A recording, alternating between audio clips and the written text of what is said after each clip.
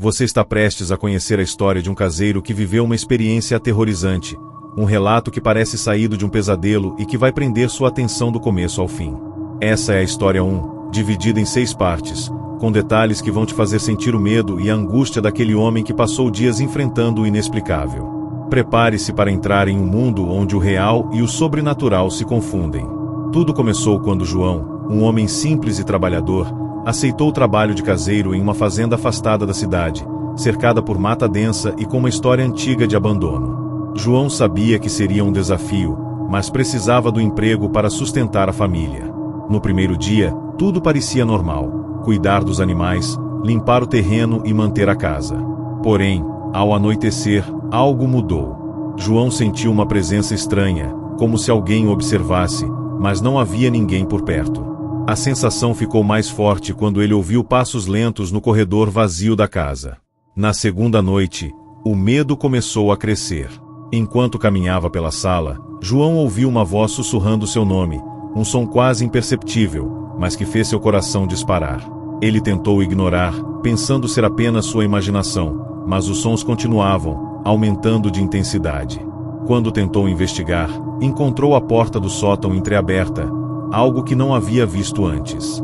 Com a lanterna na mão, decidiu subir as escadas, mas no último degrau sentiu um arrepio frio percorrer sua espinha, e uma sombra rapidamente desapareceu atrás dele.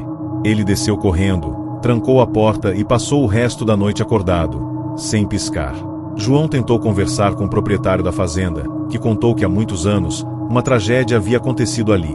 Uma família inteira desapareceu misteriosamente, e alguns moradores acreditavam que a casa era assombrada pelos espíritos daqueles que nunca foram encontrados. Essa informação só aumentou a inquietação de João, que começou a perceber que os fenômenos não eram simples barulhos, mas algo muito mais sinistro. Objetos se mexiam sozinhos, portas batiam com força, e uma luz fraca aparecia e desaparecia no meio da noite, como um farol de alerta para o desconhecido. Certa madrugada, João ouviu gritos abafados vindo do estábulo, onde os animais estavam presos. Ele correu para lá, mas não encontrou nada fora do normal, apenas o silêncio esmagador que o fazia questionar sua sanidade. Porém, quando voltou para casa, percebeu que suas ferramentas estavam espalhadas pelo chão, como se alguém tivesse vasculhado o local. Com o medo crescendo, ele tentou deixar o emprego, mas o dono da fazenda insistiu que ele continuasse, alegando que tudo era apenas superstição. João não acreditava, mas estava preso, sem para onde ir, e a presença invisível continuava a atormentá-lo noite após noite. Os dias seguintes foram um tormento. Em uma noite especialmente fria, João acordou com a sensação de ser tocado, sentiu mãos geladas pressionando seus ombros, e uma voz sussurrou no seu ouvido uma frase incompreensível. Ele tentou se mover, mas estava paralisado, como se seu corpo não respondesse. Depois de um tempo que pareceu eterno, ele conseguiu escapar daquela imobilidade, correu para a cozinha e trancou a porta. Aquela noite marcou um ponto sem volta. O medo havia se tornado constante e inescapável, e a casa, antes apenas uma moradia, agora parecia um campo de batalha entre o natural e o sobrenatural. Finalmente, após semanas vivendo aquele inferno, João decidiu registrar tudo em um diário. Relatou cada som, cada sombra, cada sensação, como uma forma de tentar entender o que acontecia. No último dia, ele viu uma figura feminina no fundo do quintal, vestida de branco, olhando fixamente para ele com olhos vazios. Ele gritou, correu e não parou até chegar à cidade. João nunca mais voltou para aquela fazenda, e o diário ficou lá, esquecido, como um aviso silencioso para quem se atrever a entrar naquela casa assombrada. Essa foi a história de um homem que enfrentou o desconhecido e saiu vivo para contar, mas marcado para sempre pelo terror que viveu.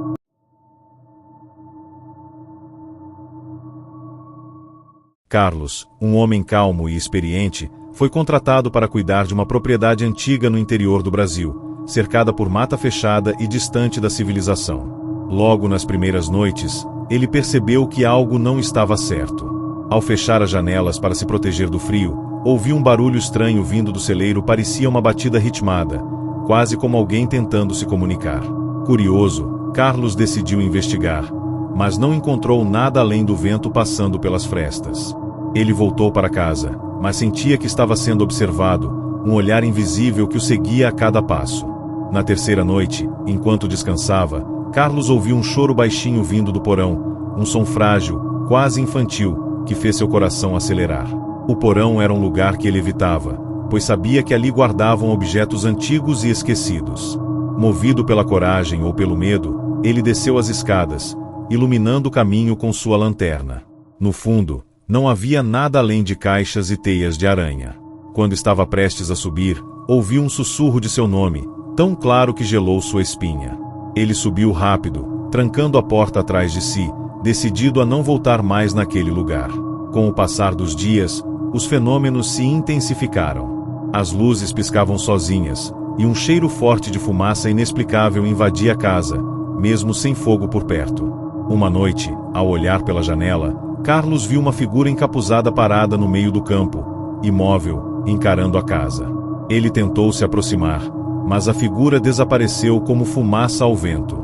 Aquela imagem ficou gravada em sua mente e, a partir dali, ele começou a ter pesadelos recorrentes com aquela sombra misteriosa, que parecia querer algo dele, mas ele não sabia o que. Durante um jantar simples, Carlos percebeu que os objetos sobre a mesa se moviam levemente, como empurrados por uma força invisível. Ele tentou ignorar, mas a sensação de desconforto aumentava a cada minuto. Naquela noite, ao tentar dormir, ouviu passos subindo as escadas lentamente, embora estivesse sozinho na casa.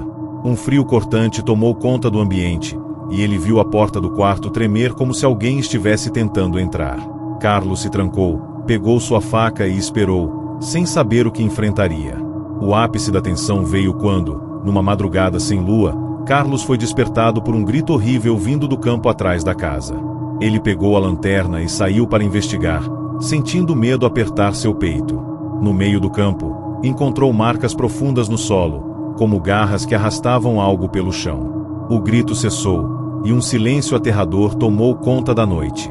Carlos não viu ninguém, mas sentiu que algo observava, ameaçador e paciente, esperando para agir. Cansado e com a mente perturbada, Carlos resolveu deixar o emprego. Antes de ir, registrou tudo o que viveu em um caderno, esperando que sua história servisse de aviso para outros que pudessem ser chamados para aquele lugar amaldiçoado. Ele nunca mais voltou, e o campo ao redor da casa permaneceu vazio, exceto pela figura que alguns moradores ainda dizem ver à noite, uma sombra encapuzada, imóvel, como um guardião silencioso de segredos sombrios. Essa foi a história de um homem que encarou o desconhecido, mas que saiu dali com cicatrizes invisíveis, marcadas pelo medo que nunca o abandonou.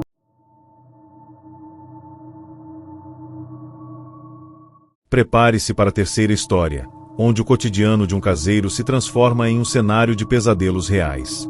Essa narrativa é dividida em 6 partes e vai levar seu público a mergulhar em um suspense crescente, com acontecimentos que desafiam a lógica e a sanidade. Marcelo era um homem simples que aceitou um emprego de caseiro em uma fazenda antiga, cercada por uma floresta densa, conhecida entre os moradores da região por histórias sombrias e desaparecimentos misteriosos. Nos primeiros dias, Marcelo se dedicava ao trabalho normalmente, alimentando os animais e cuidando das plantações. Porém, logo percebeu que à noite a casa parecia ganhar vida própria. Portas que ele tinha certeza de ter trancado se abriam lentamente, e sons de passos ecoavam pelos corredores vazios, deixando-o inquieto.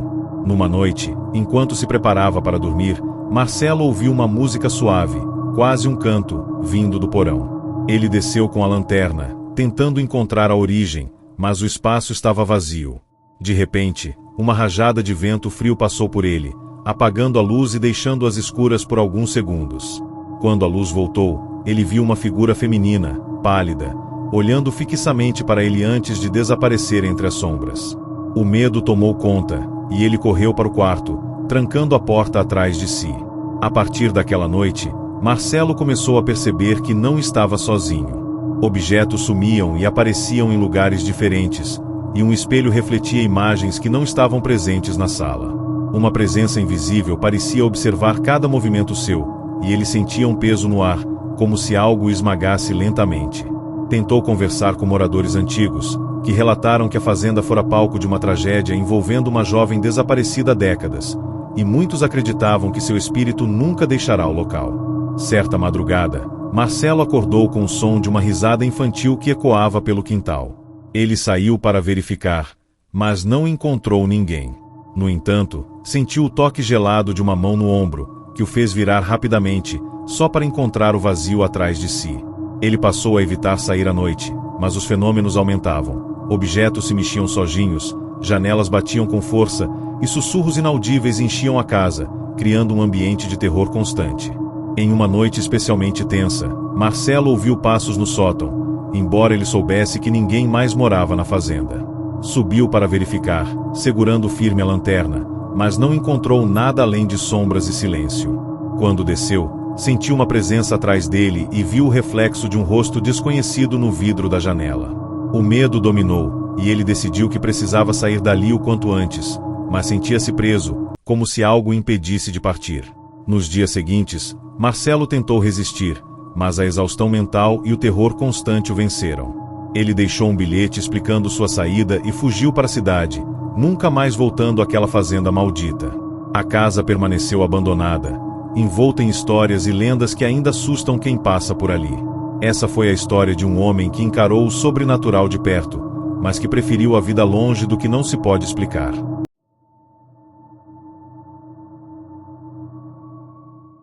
Chegou a hora de conhecer a história 4, mais um relato tenso e perturbador vivido por um caseiro em uma propriedade isolada.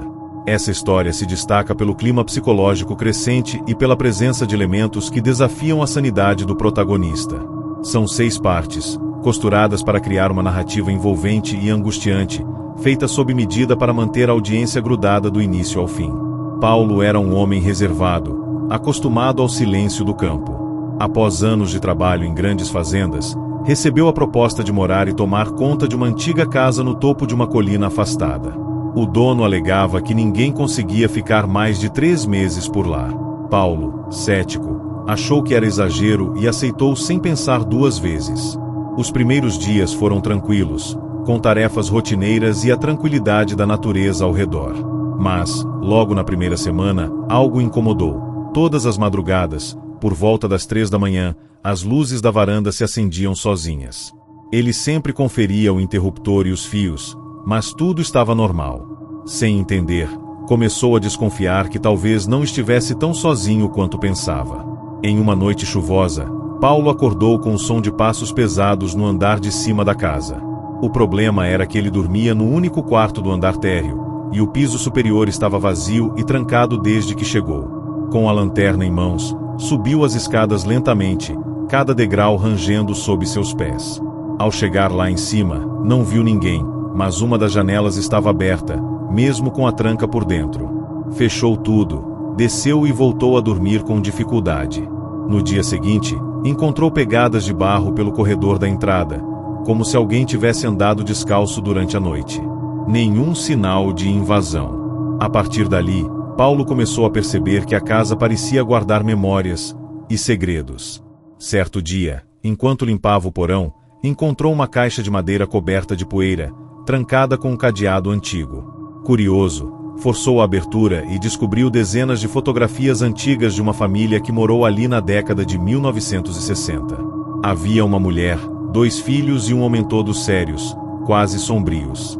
No fundo da caixa, havia cartas escritas à mão, descrevendo acontecimentos estranhos, vozes, aparições, doenças inexplicáveis. Uma das cartas dizia: "Estamos presos aqui. A casa não nos deixa sair." Paulo sentiu um calafrio percorrer seu corpo. Aquilo era só imaginação? Ou havia algo naquela casa que realmente mantinha as pessoas presas? Com o passar das semanas, Paulo começou a perder a noção do tempo. Dias e noites se misturavam, os relógios da casa paravam de funcionar e ele acordava sempre com a sensação de que tinha dormido por minutos ou por dias. Em uma dessas madrugadas, viu pela janela uma figura parada na estrada de terra, olhando fixamente para a casa. Saiu com a lanterna, mas quando se aproximou, a figura sumiu no ar como fumaça. No lugar onde ela estava, havia apenas um amuleto pendurado em um galho seco, feito com fios vermelhos e penas negras. Ele levou o objeto para dentro, e na mesma noite teve o pior pesadelo da sua vida. Estava preso dentro de uma casa escura, com vozes pedindo ajuda e olhos brilhando no escuro. O psicológico de Paulo começou a ruir. Passou a conversar sozinho, deixava de comer por dias e tinha a sensação constante de estar sendo seguido dentro da própria casa. Uma noite, acordou com todas as portas abertas e a casa gelada, como se estivesse no meio do inverno. Ao olhar para o espelho, viu um reflexo diferente. Ele estava ali, mas atrás dele havia uma figura distorcida, sorrindo de forma macabra.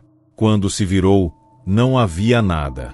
Depois disso, começou a ouvir, de forma insistente, batidas vindas das paredes. 3 batidas secas, repetidas por horas. Quando tentou sair da propriedade, o carro não funcionava, e o portão eletrônico travava cada vez que ele tentava abri-lo. No último dia em que esteve naquela casa, Paulo registrou um vídeo com seu celular, visivelmente abalado, dizendo que algo estava tentando dominá-lo. Contou sobre as cartas, as visões, os ruídos, e sobre como se sentia observado 24 horas por dia. No final do vídeo, ele olha para a câmera e diz: "Se você encontrar isso, não entre naquela casa." Após o desaparecimento de Paulo, o vídeo foi encontrado salvo automaticamente em um servidor na nuvem. Ele nunca mais foi visto. A propriedade permanece fechada, mas ainda hoje, moradores próximos juram que luzes se acendem de madrugada e que alguém observa da janela do andar de cima, esperando pelo próximo caseiro.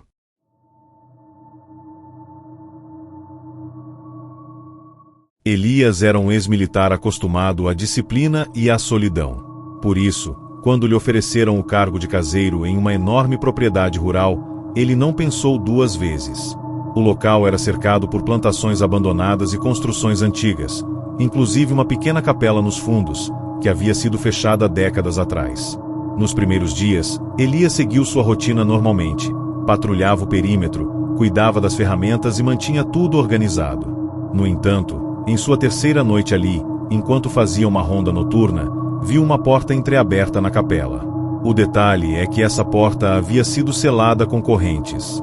Intrigado, se aproximou, mas quando chegou perto, ela estava novamente trancada como antes. Ele achou que era cansaço. Estava enganado. Com o passar dos dias, Elias começou a notar coisas pequenas, mas perturbadoras. Os sinos da capela tocavam sozinhos, sempre às 4 da manhã. Ele os inspecionou várias vezes, mas não havia nenhum sistema automático ou vento forte o suficiente para movê-los. Um dia, encontrou um caderno dentro de um baú esquecido nos fundos da casa. Era o diário de um antigo caseiro, que relatava acontecimentos similares: sinos que tocavam sozinhos, vozes na mata, vultos perto da capela. Em uma das páginas, uma frase estava grifada com força: "Se os sinos tocarem 3 vezes, corra." Elias achou aquilo uma bobagem de alguém perturbado, até ouvir pela primeira vez, às 4 da manhã, 3 toques distintos e lentos vindo da capela. Seu sangue gelou. A partir daquela noite, Elias começou a ter sonhos estranhos. Sempre estava preso dentro da capela, cercado por sombras que sussurravam em línguas que ele não entendia. Acordava suado, ofegante, com o som do sino ecoando em sua mente. Um dia, ao vasculhar a parte interna da capela, contra sua própria vontade, descobriu um alçapão sob o altar. Com esforço, conseguiu abrir e desceu com uma lanterna.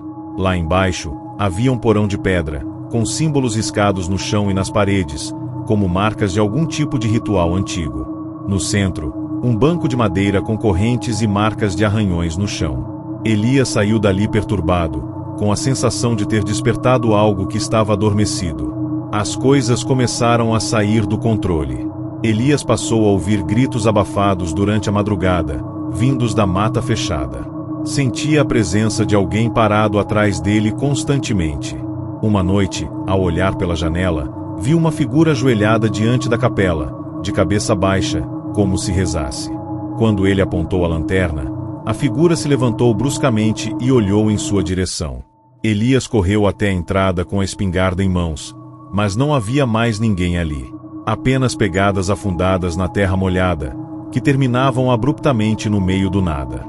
Ele começou a considerar abandonar o trabalho, mas algo, uma força que ele não conseguia explicar, o mantinha ali, como se estivesse preso por uma corrente invisível. Na penúltima noite, Elias teve uma visão clara. Sonhou com o antigo caseiro sendo arrastado para dentro da capela por mãos negras que saíam do chão. Acordou desesperado e com marcas vermelhas nos pulsos, como se tivesse sido realmente amarrado. Naquela manhã, encontrou a porta da capela totalmente aberta. No altar, um pássaro morto e uma vela acesa, mesmo sem energia no local. Elias tentou sair da propriedade, mas seu carro havia sumido. Nem os rastros dos pneus estavam no chão. Ele caminhou até a estrada principal, mas ao chegar lá, só encontrou mata em todas as direções, como se a estrada nunca tivesse existido. No último dia, Elias decidiu escrever tudo o que viveu, tal como o antigo caseiro havia feito. Escreveu com detalhes cada fenômeno, cada sensação, cada visão. Deixou o caderno em cima da mesa com uma frase final: "A capela não quer que eu saia." E então desapareceu. Quando os donos da fazenda voltaram dias depois para uma visita de rotina, não encontraram nenhum sinal de Elias. Apenas o diário aberto, a porta da capela entreaberta e os sinos, que tocaram 3 vezes no momento em que pisaram no quintal. Desde então, ninguém mais se atreveu a contratar outro caseiro. A propriedade continua lá, envelhecendo com o tempo, esperando, silenciosamente, pelo próximo.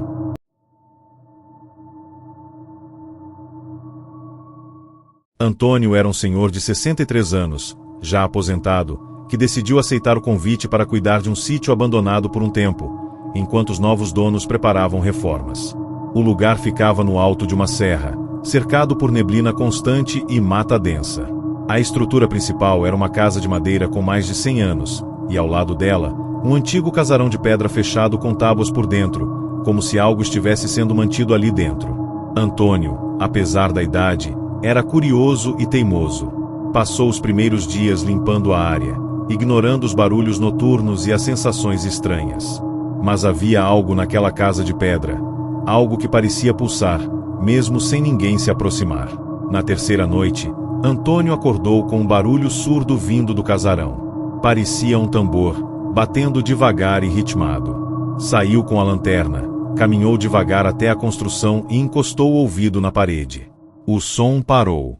Assim que se afastou, o tambor recomeçou. Aquilo se repetiu durante 3 noites seguidas. Na quarta, encontrou uma chave velha dentro de uma das gavetas da casa principal. Ela estava amarrada com um fio vermelho e tinha uma etiqueta desgastada onde se lia: "Não abrir à noite." Antônio riu, pensando que era apenas superstição dos antigos donos. Mas o medo começou a crescer quando percebeu que, todos os dias, ao acordar, a chave não estava onde ele a deixará na noite anterior. Era como se alguém, ou algo, a estivesse usando. Cansado do mistério, Antônio decidiu entrar no casarão durante o dia. A madeira cedeu facilmente, revelando um interior coberto por símbolos riscados nas paredes, teto e chão. Havia cadeiras viradas, pedaços de pano com manchas escuras e uma estátua de pedra no centro do salão, uma figura encapuzada com as mãos espalmadas para cima. Ao redor dela, velas derretidas, ossos pequenos e amuletos pendurados. O ar lá dentro era pesado, quase sufocante. Ao sair, Antônio teve a sensação de que algo seguiu de volta. Naquela noite, começou a ouvir vozes chamando seu nome no meio da neblina, que agora parecia nunca mais sumir. A cada vez que ele respondia, as vozes ficavam mais próximas e mais agressivas. Dias depois, as luzes começaram a falhar. Mesmo com o gerador funcionando, a casa ficava às escuras entre 3 horas e 4 horas da manhã. Exatamente nesse horário, Antônio passou a ver vultos nas janelas, sempre imóveis, apenas observando. A certa altura, ouviu batidas secas na porta principal. Ao abrir, não havia ninguém. Mas no chão, pegadas descalças seguiam até a cozinha. Ele vasculhou cada cômodo, trancou todas as portas, e mesmo assim, ao voltar para seu quarto, encontrou a cama revirada e a chave antiga sobre o travesseiro. Um bilhete estava preso à chave com um alfinete enferrujado. "Você abriu. Agora aguente." Foi o primeiro momento em que Antônio sentiu verdadeiro pânico. O tempo dentro do sítio começou a se comportar de forma estranha. Os dias passavam mais rápido, as noites pareciam eternas. Os ponteiros dos relógios giravam sem controle e a vegetação ao redor da casa escurecia, como se estivesse morrendo. Antônio começou a ter visões. Via a si mesmo, sentado à mesa, pálido e inerte. Certa noite, acordou no chão do casarão, sem saber como chegou ali. A estátua estava virada em sua direção, embora fosse de pedra maciça e nunca tivesse mudado de lugar antes. Ele ouviu um sussurro claro: "Você me libertou." Desesperado, tentou fugir, mas os caminhos de volta estavam bloqueados por árvores caídas que pareciam colocadas de propósito. Tudo indicava que ele não sairia dali. No último registro que fez em seu caderno de anotações, Antônio escreveu com letras trêmulas: "Não foi um espírito. Era algo mais antigo. Algo esquecido. Ele está livre agora, e eu sou apenas o primeiro." Depois disso, ele desapareceu. Os donos do sítio encontraram a casa completamente vazia, exceto pela chave sobre a cama, a porta do casarão aberta e a estátua, agora quebrada, com marcas de garras no chão de pedra. Nenhum rastro de Antônio foi encontrado, e os trabalhadores contratados se recusaram a continuar as obras. A propriedade permanece abandonada até hoje. E dizem que nas madrugadas de neblina espessa, ainda se ouvem os tambores vindos da casa de pedra sempre ritmados, sempre mais próximos.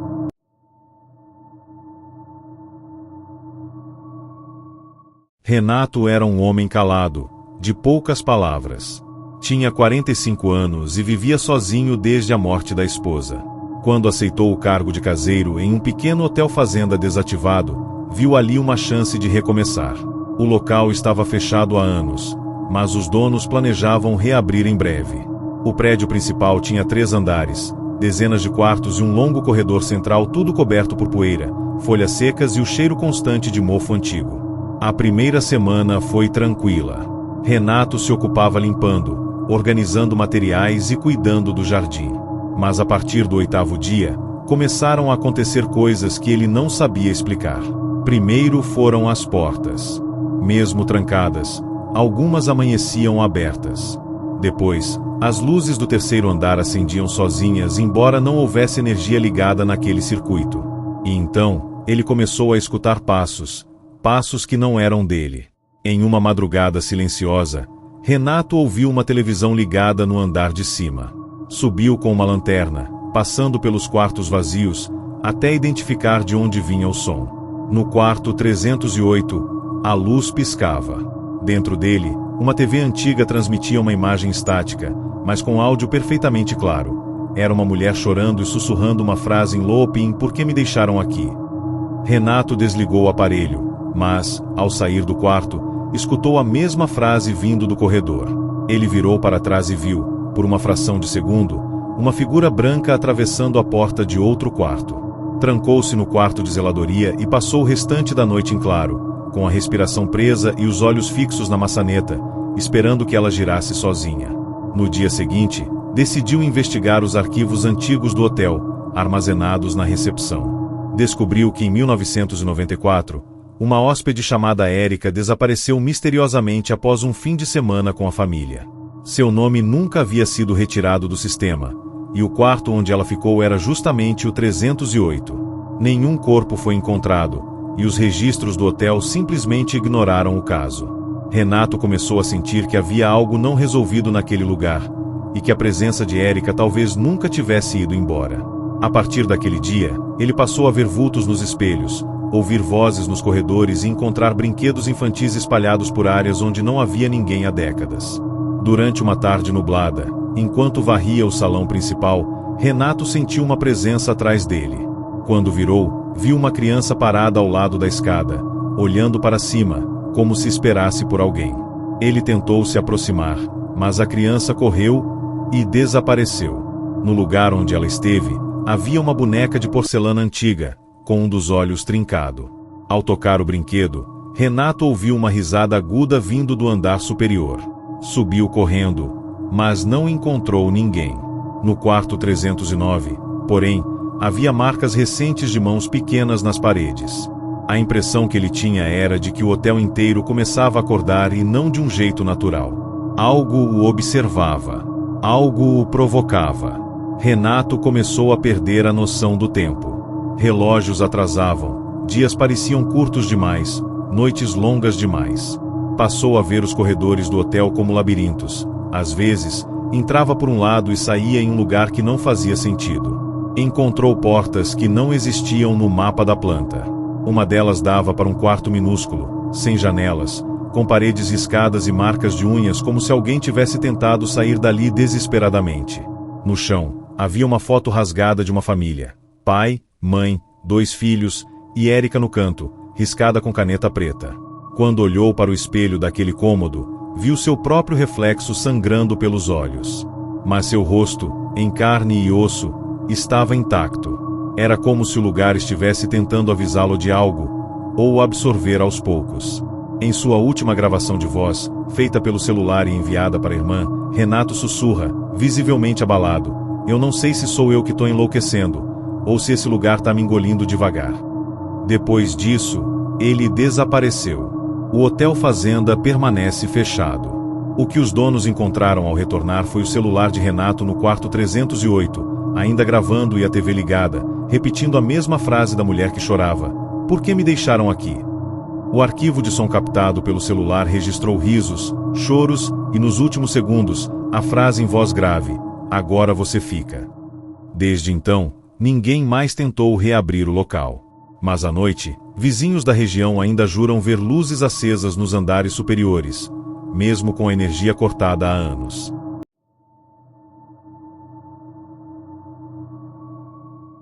Silvio era um homem introspectivo, tentando deixar para trás um passado conturbado.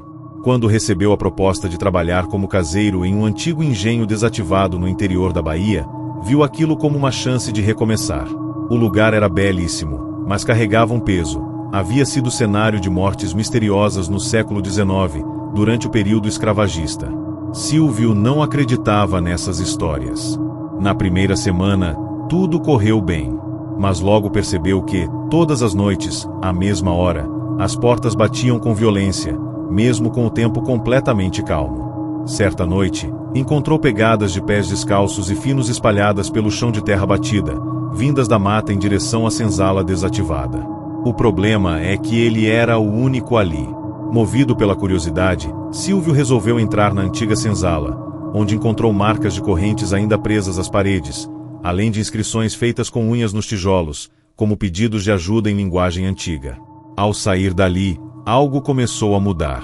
Ele passou a ouvir vozes abafadas pedindo perdão, choros baixos durante a madrugada e, por vezes, sentia a temperatura despencar dentro da casa principal, mesmo com calor escaldante do lado de fora.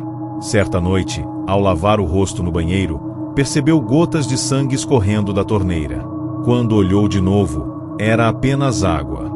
Mas o susto o deixou em alerta. Desde então, sentia que havia algo atrás dele, o tempo inteiro. Silvio começou a ter sonhos repetitivos com um homem negro de olhos brancos, acorrentado, dizendo: "Você está no meu lugar." Cada vez que o sonho se repetia, o rosto do homem se aproximava mais, como se estivesse tentando atravessar a barreira entre o sono e a vigília.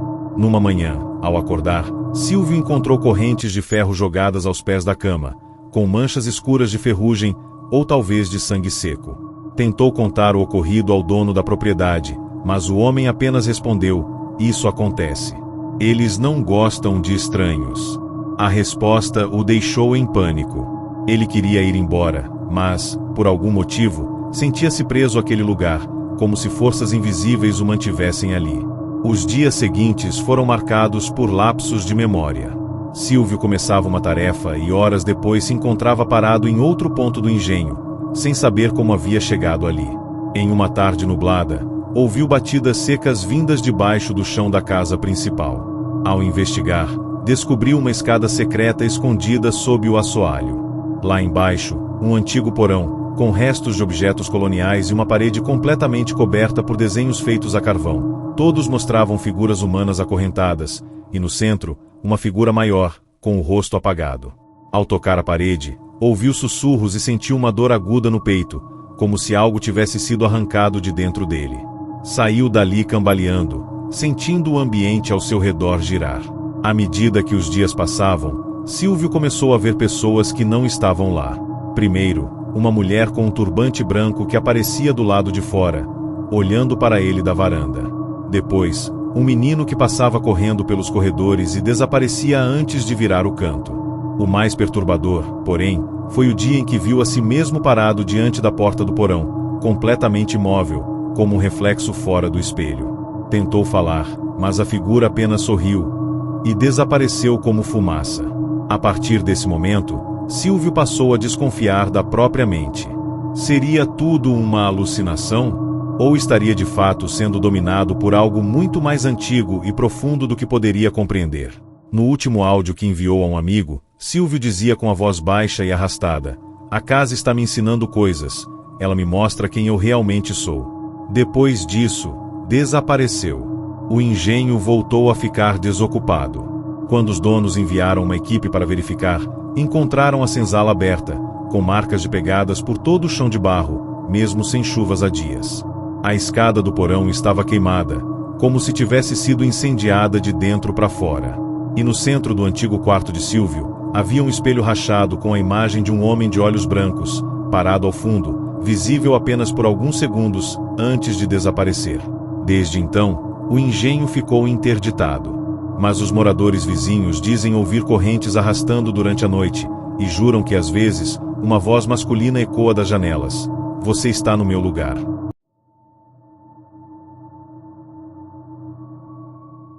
Chatpt roteirista.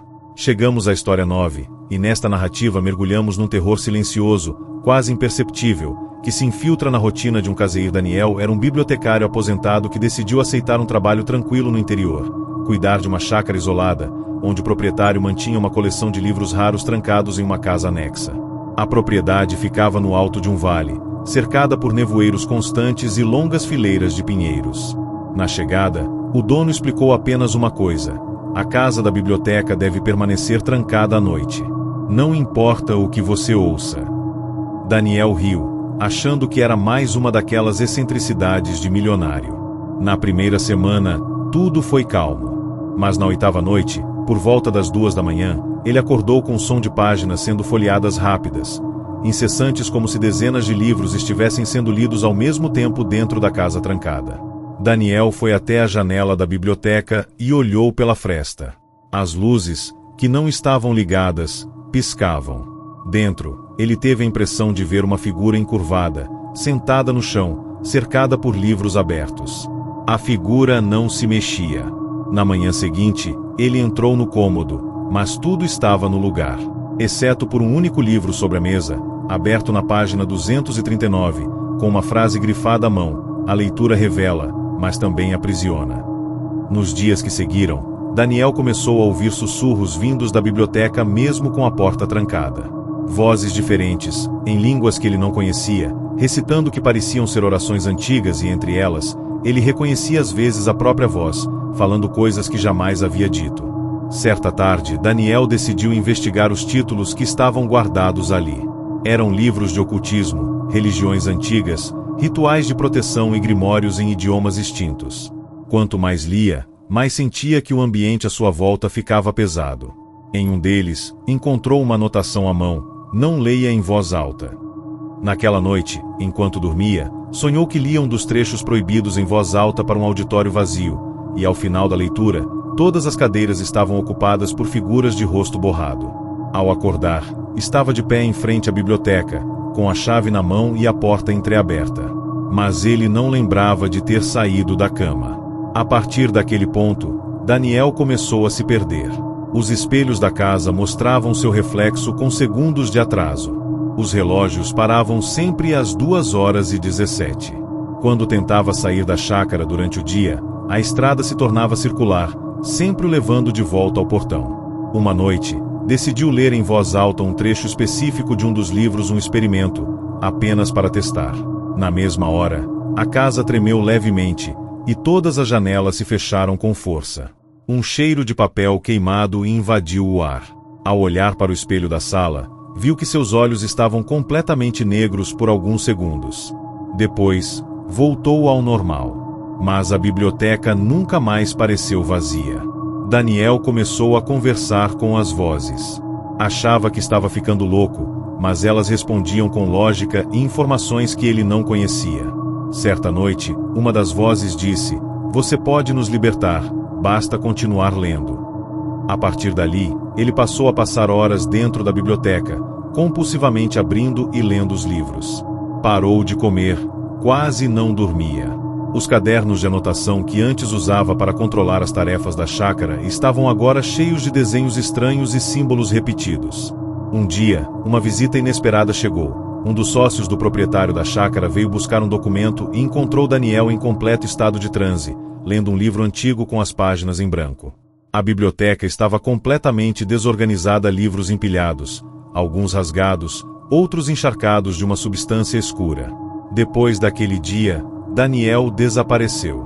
O sócio avisou a polícia, que investigou, mas não encontrou sinais de arrombamento ou violência.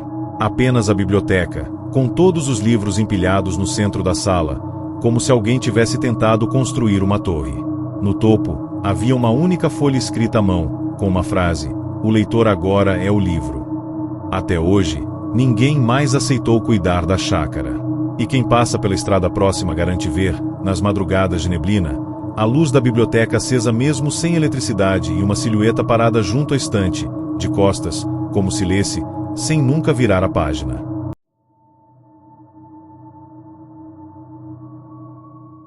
Roberto era um homem discreto, um técnico de som aposentado que passou a viver em locais isolados para fugir do barulho da cidade. Quando recebeu a proposta de cuidar de um antigo casarão do século XIX que passaria por restauro, achou perfeito: silêncio, natureza e dias tranquilos. A casa ficava num planalto cercado por mata densa, e os únicos ruídos naturais vinham dos pássaros e do vento.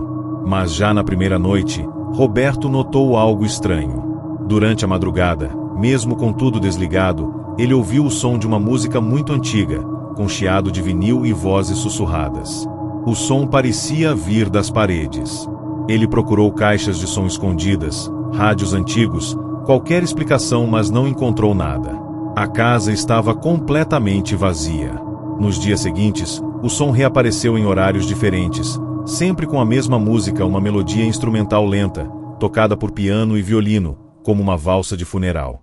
Certa tarde, ao investigar a origem, Roberto percebeu que o som não vinha de um cômodo específico. Ele viajava pelas paredes, ora subindo pelas escadas, ora ecoando por dentro das lareiras. Cismado, passou a gravar as noites com um de seus antigos equipamentos profissionais. Ao revisar as fitas, notou interferências esquisitas. Havia palavras escondidas entre os acordes. Vozes que sussurravam nomes. Um deles era o dele. Outras palavras eram em latim. Na madrugada seguinte, ele acordou com a música tocando alto dentro da própria cabeça. Mas a casa estava em silêncio. Roberto começou a desenvolver um zumbido constante no ouvido, que aumentava cada vez que ele se aproximava de certas áreas da casa, especialmente do sótão. Ao subir até lá, encontrou caixas com partituras antigas e um caderno de anotações. O dono anterior era um maestro chamado César Alvim, desaparecido nos anos 70. O diário relatava que a música nascia sozinha nas paredes. O maestro dizia que ouvia vozes pedindo que ele terminasse uma composição inacabada chamada Sinfonia para os que não dormem. No fim do caderno, uma anotação: quando ela for tocada até o fim, ninguém mais acordará. Roberto ficou intrigado, mas sentiu um calafrio.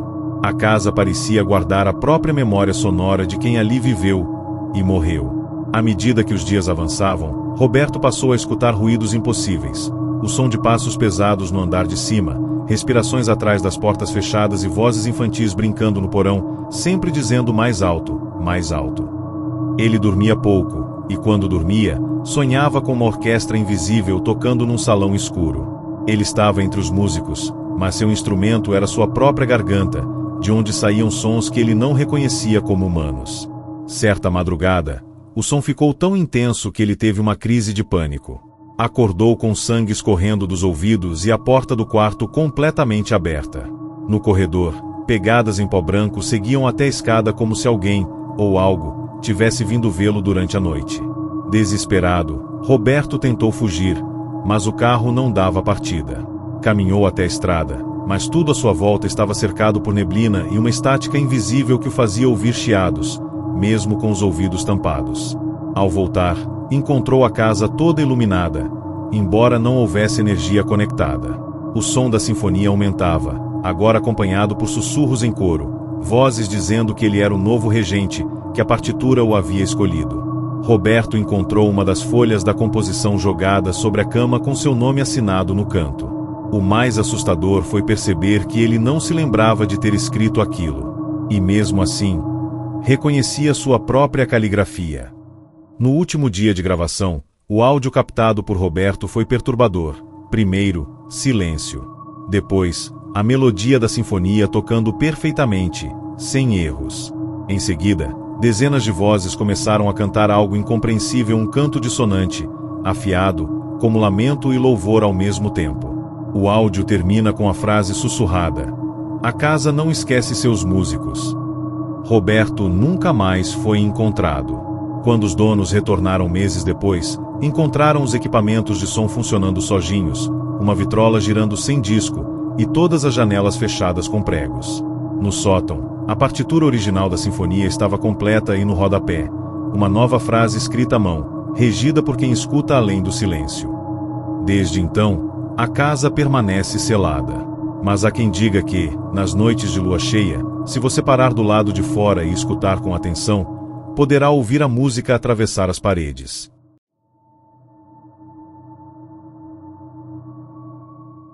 Era uma casa simples, de interior. Telhado de amianto, quintal de terra batida e uma cerca baixa que já não impedia ninguém de entrar. Nela vivia o seu Josias, um senhor viúvo de 67 anos que insistia em dizer que aquela era a casa que ele e a esposa haviam construído juntos, e por isso jamais sairia dali. Era um homem calado, metódico e com hábitos estranhos. Todos os dias, ao cair da tarde, ele acendia 7 velas e colocava uma em cada canto da casa.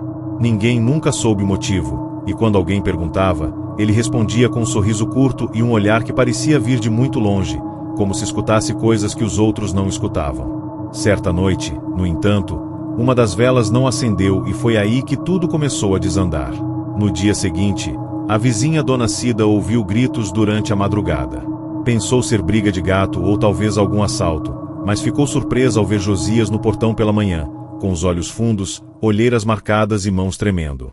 Ela tentou conversar, mas ele apenas balbuciou: "A vela não acendeu." Ela entrou. Desde então, Josias passou a agir como se tivesse medo de entrar na própria casa. Sentava-se no quintal, embaixo do sol, com os olhos fixos na porta da sala. À noite, dormia em uma rede do lado de fora, enrolado em um cobertor velho, como se lá dentro houvesse algo esperando por ele. Mas ninguém conseguia saber exatamente o que era até que um dia, a curiosidade levou Dona Cida a entrar sorrateiramente na casa quando Josias saiu. O interior da casa estava intocado, mas havia um cheiro forte de cera queimada e um frio anormal que fazia os cabelos do braço se arrepiarem. Ela viu marcas de vela derretida formando símbolos no chão de madeira, todos direcionados para o corredor que levava ao quarto. Quando entrou no corredor, sentiu como se estivesse sendo observada, como se algo se movesse logo atrás de cada parede. E quando chegou na porta do quarto de Josias, ela parou. Tinha algo sussurrando ali dentro. Um som fraco, repetitivo. Ela não teve coragem de entrar, voltou apressada e não contou a ninguém o que viu. Só avisou ao seu Josias para nunca mais acender as velas. Ele apenas respondeu: "Se eu não acender, ela vem mais rápido." 2 noites depois, a vizinhança acordou com gritos. Josias corria pela rua, nu da cintura para cima, com os braços riscados e sangrando. Dizia que a coisa da vela tinha saído do quarto, e que agora estava em todo o canto da casa. Foi internado em um hospital psiquiátrico rural, longe dali. A casa permaneceu trancada por quase 2 anos até que foi alugada para um casal jovem que não acreditava nessas histórias. Duraram apenas 6 noites na casa. No 7º dia, ligaram para a polícia dizendo que havia alguém escondido nas paredes e que uma mulher feita de sombra tentava puxá-los para dentro da parede do banheiro. Saíram antes do amanhecer, sem levar nada. Hoje, a casa ainda está lá, vazia, com as marcas das velas derretidas no chão. Às vezes, vizinhos juram ver uma luz fraca se acendendo ao anoitecer, mesmo sem ninguém morando ali. Uma única vela, tremendo ao lado da janela, como se estivesse esperando que as outras 6 voltassem a ser acesas.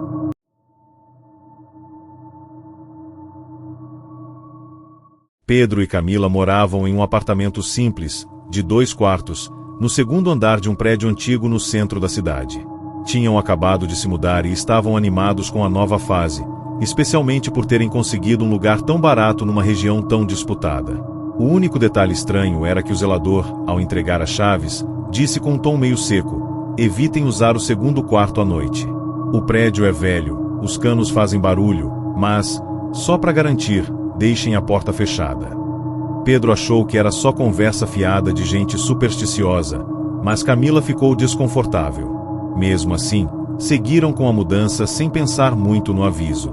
No primeiro mês, tudo correu normalmente até que começaram a ouvir o que parecia ser passos no segundo quarto durante a madrugada. No início, acharam que fosse o vizinho de cima, ou até algum barulho vindo da rua. Mas a frequência dos passos aumentou, e vinham sempre no mesmo horário, entre 2h13 e 2h19 da manhã.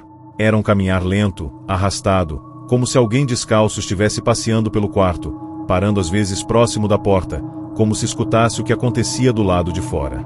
Pedro decidiu gravar com o celular durante a noite. No dia seguinte, ao assistir o vídeo, notou que exatamente às 2h15 a câmera captava um som nítido, 3 batidas leves. Depois o rangido da janela abrindo. O detalhe é que a janela do segundo quarto era trancada com cadeado desde a mudança, pois dava para um poço escuro entre os prédios. A sensação de que não estavam sozinhos passou a ocupar cada canto da casa. Certa madrugada, Camila acordou sentindo que algo estava errado. Olhou para o lado e Pedro não estava na cama. Ao sair do quarto, viu a porta do segundo quarto aberta pela primeira vez desde a mudança. Dentro, Pedro estava parado, encarando o canto da parede com as mãos coladas ao corpo, em silêncio. Ela tentou chamá-lo, mas ele não respondia. Quando finalmente conseguiu tocá-lo, ele caiu no chão como se tivesse desmaiado. Ao acordar, não lembrava de nada. Disse que tinha sonhado com uma mulher que sussurrava o tempo todo: "Me liberte da parede". Depois disso, Pedro começou a ter crises de insônia, falava dormindo e repetia sempre a mesma frase: "Ela quer sair, ela quer sair". Camila, assustada, decidiu fazer uma pequena reforma no quarto e quebrou o canto onde Pedro encarava. Atrás do reboco, havia algo escondido. Era uma espécie de espaço oco entre a parede, como uma antiga passagem selada. Dentro, encontraram uma boneca de porcelana, com os olhos arrancados e os cabelos queimados. Estava envolta em um pano com símbolos que pareciam desenhos infantis, mas que lembravam símbolos de proteção. Camila levou a boneca para fora e a queimou no pátio do prédio. Durante a noite, pela primeira vez, o barulho no quarto cessou. Mas no dia seguinte, Pedro amanheceu com marcas nos braços, como mãos pequenas o apertando. E no espelho do banheiro, alguém escreveu com algo vermelho: ela era o selo. Agora ela anda livre. Desde então, Camila dorme no sofá e Pedro passa a noite trancado dentro do banheiro. O quarto continua fechado, mas todas as manhãs a porta está entreaberta. Eles já pensaram em se mudar, mas têm medo de levar ela junto. Porque agora, quando Pedro anda pela casa, sua sombra se arrasta mais devagar que ele, como se algo estivesse agarrado aos seus pés.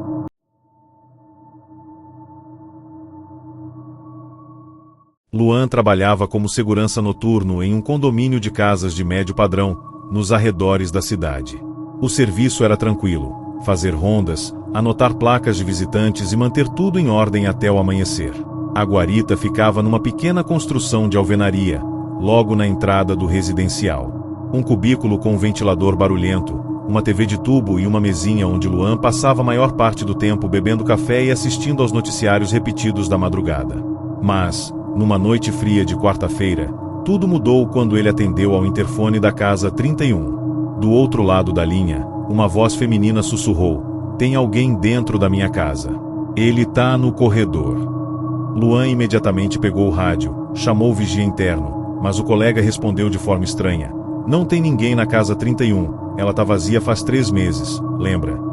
Luan duvidou. Sabia que vez ou outra, corretores levavam interessados para visitar imóveis à noite. Talvez alguém tivesse alugado a casa naquele dia. Pegou sua lanterna, saiu da guarita e foi até a casa 31. Estava tudo apagado. Portão fechado, jardim mal cuidado, sem sinais de ocupação. Mesmo assim, Ele tocou a campainha. Nada. Quando tentou girar a maçaneta do portão, este abriu com facilidade. Não havia cadeado. Entrou com cuidado, iluminando tudo à sua frente. A porta da sala estava destrancada. Dentro, a escuridão era total. O chão de madeira fazia barulho a cada passo, e o cheiro de mofo era forte. A lanterna iluminou rapidamente um corredor estreito e longo. E foi aí que Luan congelou. Lá no fundo, por um breve segundo, ele jurou ver uma mulher em pé, de camisola branca, encostada na parede, como se esperasse alguém se aproximar. Luan correu para fora. Chamou o colega pelo rádio, mas só ouviu estática. Naquela mesma noite, ao revisar as imagens das câmeras, notou que às 3h11 a porta da casa 31 se abriu sozinha. A silhueta de alguém saiu, parou no jardim por alguns segundos e desapareceu. A filmagem foi entregue à administração, que arquivou o vídeo e proibiu os seguranças de entrarem naquela casa novamente. Mas Luan, curioso, voltou sozinho na noite seguinte. Levou consigo uma câmera e decidiu investigar melhor o interior do imóvel. Ao chegar no corredor, percebeu que havia algo escrito nas paredes, frases riscadas com unhas, como se alguém tentasse deixar uma mensagem antes de enlouquecer. Ele está no teto, não olhe para cima, ela não é mais a mesma. Ao levantar a lanterna em direção ao teto, Luan viu marcas de garras e rastros como se algo andasse por ali, por dentro do forro. E então, ouviu passos. De cima. Fortes, ritmados, se aproximando rapidamente. Correu para fora, sem olhar para trás, mas escutou a voz da mulher que antes o chamara no interfone, agora sussurrando bem perto de seu ouvido: "Agora você também me viu, e ele também viu você." Desde então, Luan nunca mais conseguiu dormir direito. Pediu demissão e foi trabalhar no interior, longe de tudo. Mas toda vez que passa por corredores escuros, ouve passos no teto, mesmo que não haja ninguém acima dele.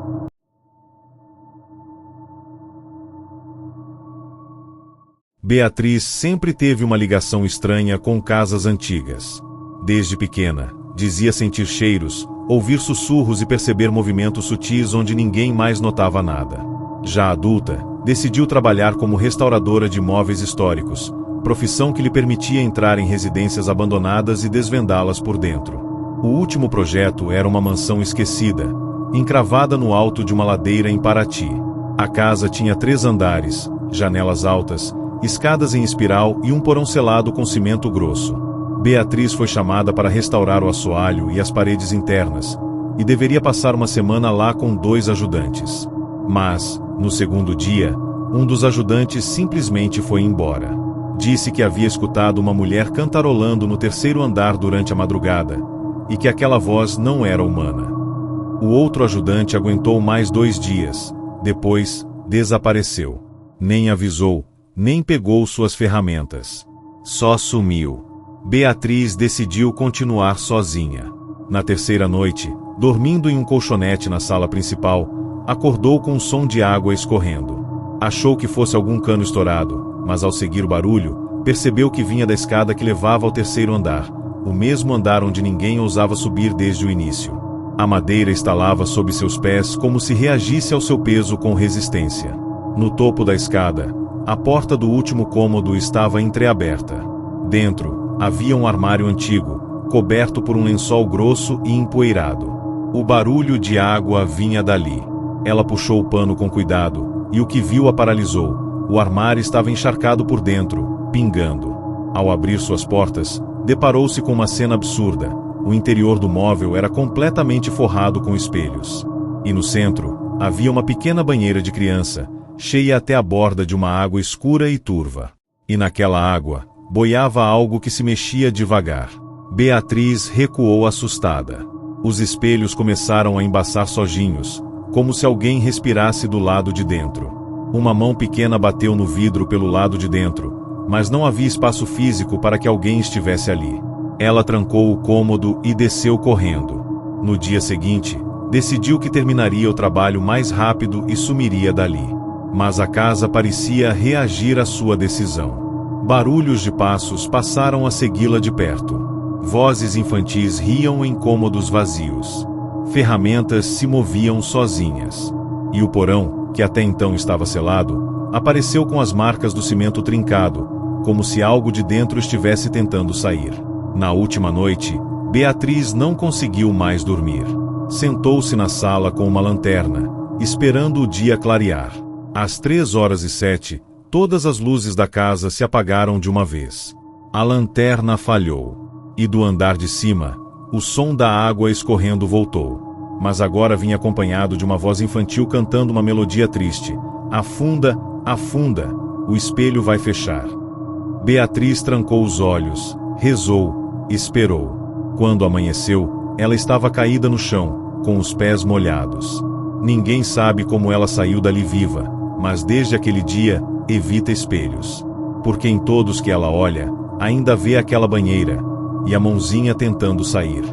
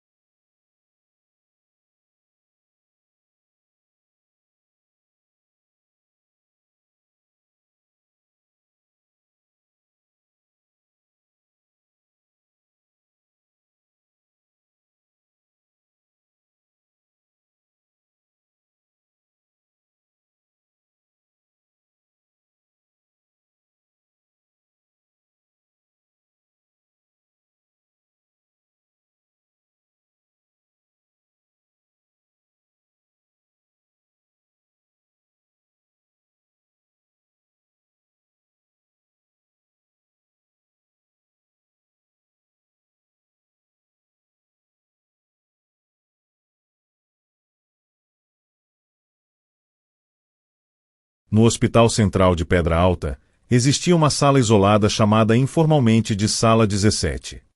Era usada somente para procedimentos de tanopraxia em casos excepcionais, corpos que vinham de locais de alto risco biológico ou que apresentavam condições incomuns.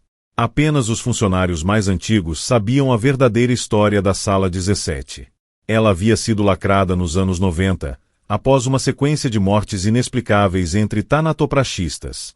Mas, com o aumento repentino no número de óbitos na cidade e a escassez de espaço, a administração decidiu reabrir a sala.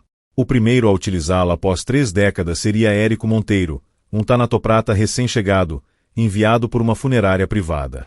O aviso que recebeu antes de entrar foi seco e direto: se ouvir alguém respirando, saia imediatamente. Érico era cético. Nunca acreditou em histórias de fantasmas, tampouco se impressionava com lendas urbanas. Achava que o medo das pessoas vinha mais da ignorância do que do sobrenatural. Ao entrar na sala 17, foi surpreendido pelo estado de conservação. Tudo estava limpo, esterilizado, como se alguém estivesse cuidando do ambiente durante os 30 anos em que supostamente esteve fechado. O corpo sobre a maca, porém, era diferente de tudo o que ele já tinha visto. Um idoso sem identificação, com um sorriso fixo no rosto e uma pele que parecia viva. Ao iniciar os procedimentos, Érico ouviu o primeiro ruído. Era baixo, lento e contínuo o som de alguém respirando fundo, como se tentasse puxar ar após muito tempo submerso. Ele parou. Olhou ao redor. O som cessou.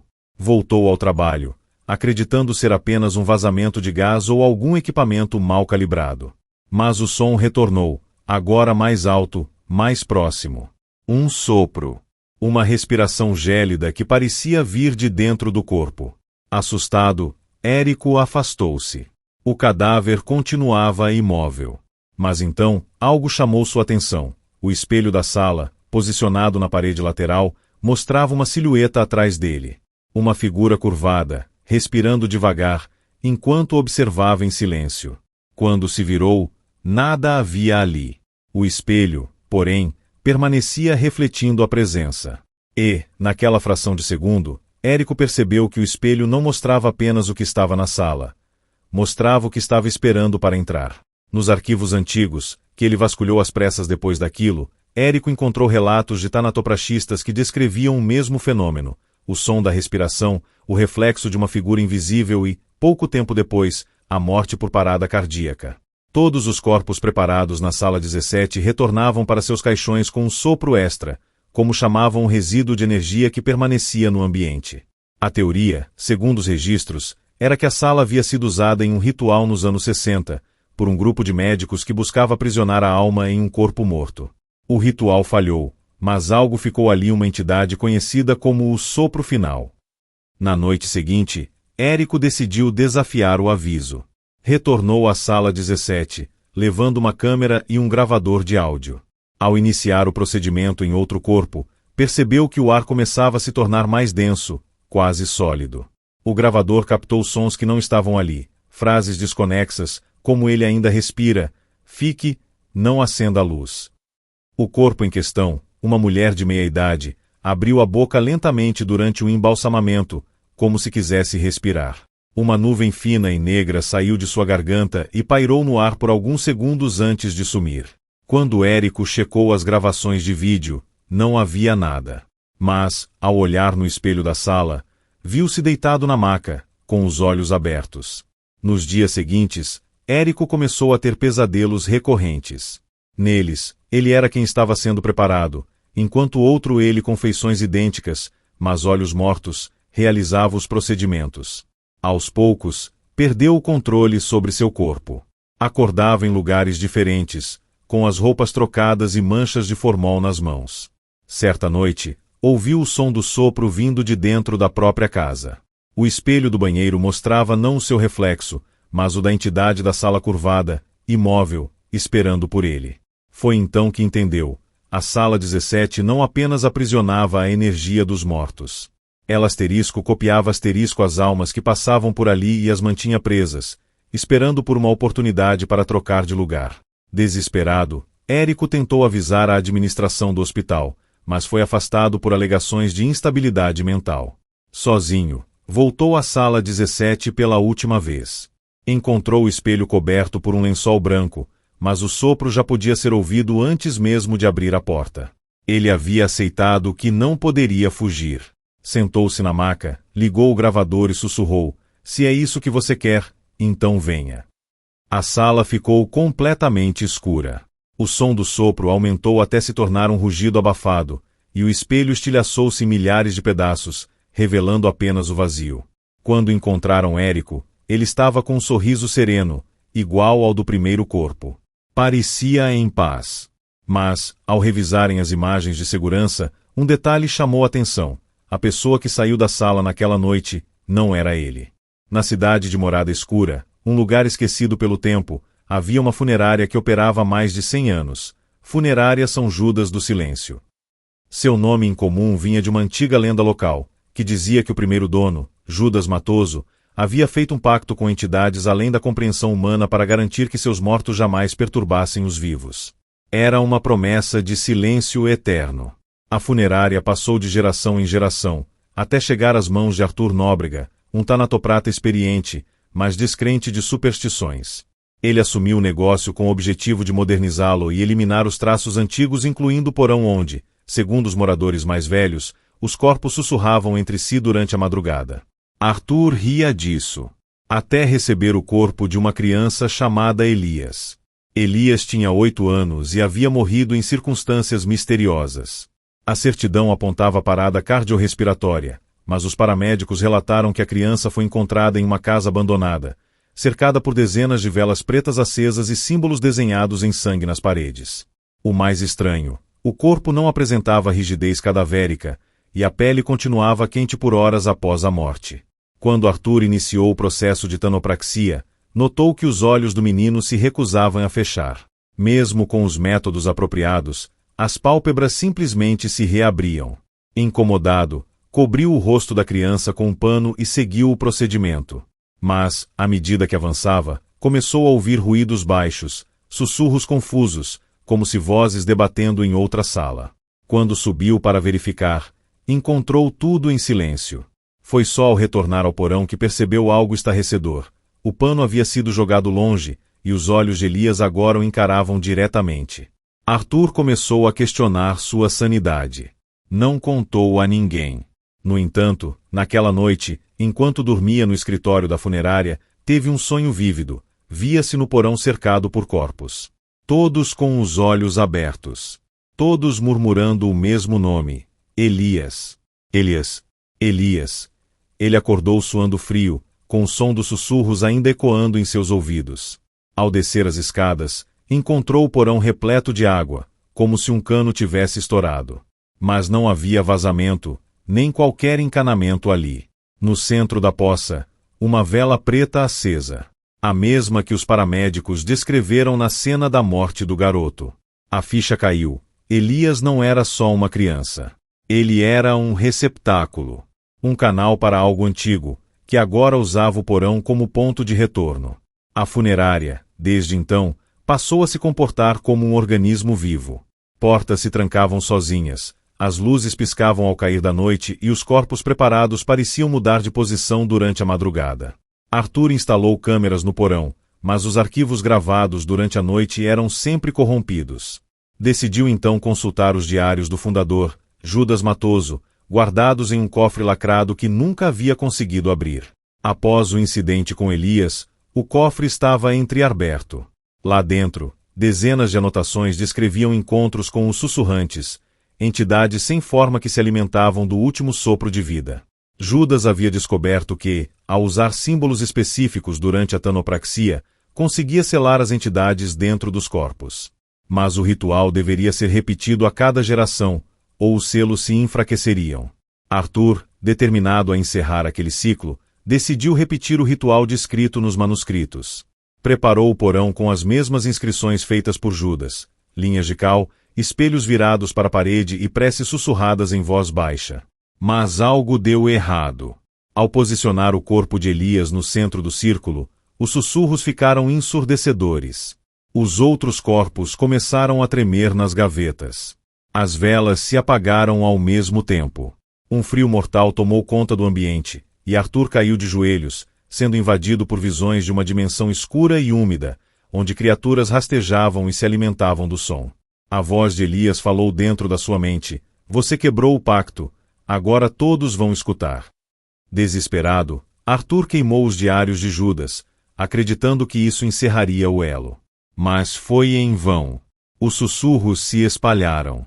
Pessoas começaram a morrer misteriosamente na cidade, sempre com uma expressão de terror no rosto e os ouvidos sangrando. As autoridades culparam um vírus neurológico, mas Arthur sabia a verdade. A funerária havia se tornado uma caixa de ressonância para o mundo dos mortos. O último registro de Arthur foi encontrado escrito com sangue na parede do porão, dias após seu desaparecimento. Feche os olhos. Tape os ouvidos. Não escute. O silêncio está vivo. A funerária foi lacrada novamente. Mas, à noite, quem passa na calçada diz que pode ouvir uma criança sussurrando o nome Elias, baixinho, como se estivesse dentro do próprio ouvido.